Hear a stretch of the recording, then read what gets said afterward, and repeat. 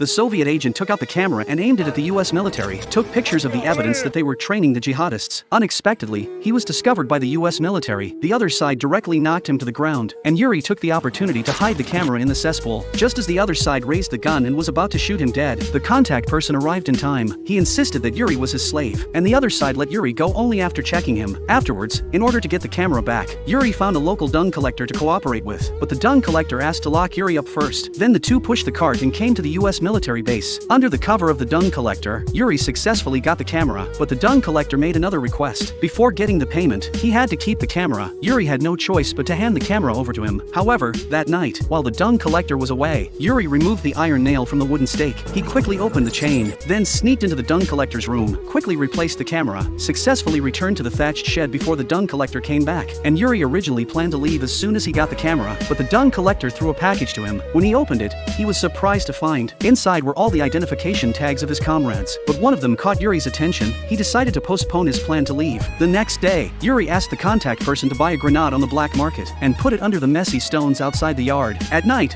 while everyone was praying, he quietly sneaked into the US military base and hid the grenade in the cesspool. When the prayer was over, a soldier was about to go to the toilet.